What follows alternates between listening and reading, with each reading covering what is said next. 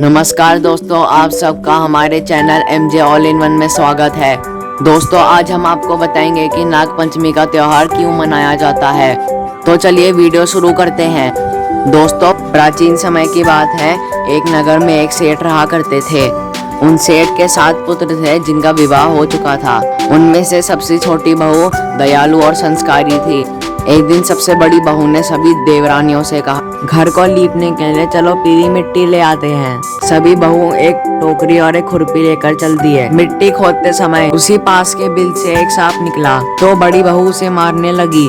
छोटी बहू बोली, इसे मत मारो, यह बेकसूर है। यह सुनकर बड़ी बहू ने सर्प को नहीं मारा। तब सर्प एक तरफ बैठ गया। तब छोटी बहू ने कहा, आप कहीं जाना मत, आप यहीं पर रहना, मैं आपके लिए दूध लाती हूँ। यह कहकर छोटी बहू अपनी घर की तरफ चली गई और घर जाने पर कामों में वह इतना व्यस्त हो गई कि वह भूल गई कि सर्प के लिए दूध ले जाना था। जब अगली सुबह उसे वह बात याद आई तो वह दूध लेकर सर्प के पास चली गई।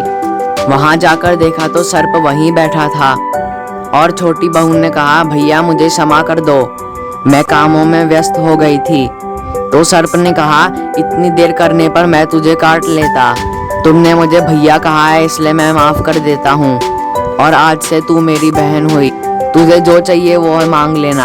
कुछ दिनों बाद सावन के महीने में सारी बहुएं अपने अपने माता पिता के पास जाने लगी। तो सारी बहुओं ने छोटी बहू से कहा, तुम्हारा तो कोई नहीं है, तुम कहाँ जाओगी। तभी उसके घर एक दूर के रिश्तेदार का भाई आया और उसे अपने साथ ले गया। रास्ते में उस आदमी ने कहा, बहन मैं तुम्हारा भाई सर्प हूँ, मैं तुम्हें अपने घर नागलोक ले जा रहा हूँ।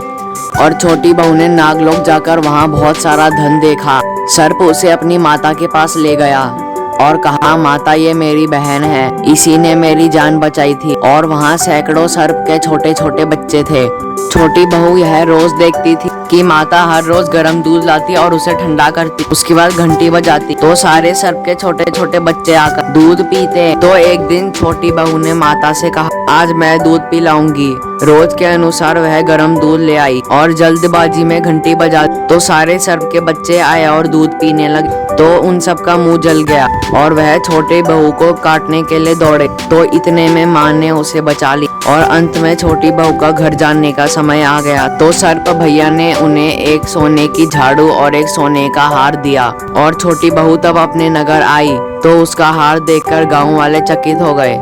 धीरे धीरे यह खबर रानी तक पहुंच गई। तो रानी ने नौकरों को भेजकर उनका हार ले। तो जब रानी ने वह हार अपने गले में पहना तो वह सर्प में बदल गया। तो वह डर गई। तो रानी ने छोटी बहू को बुलाने का आदेश दिया। छोटी बहू को बुलाया गया तो छोटी बहू वहां आई। तब रानी इसके बारे में पूछने लगी तो छोटी बहू ने बोला, यह हार ऐसा ही है, ये मेरे भाई ने दिया। तो सर्प प्रकट हो गया और उसने कहा, हाँ यह हार मैंने ही दिया है, ये मेरी बहन है। तभी दरबार में उपस्थित सारे लोगों ने नाग देवता को प्रणाम किया। तभी उसी दिन से आज हम लोग नाग पंचमी का त्योहार मनाते हैं। हैप्पी नाग पंचमी।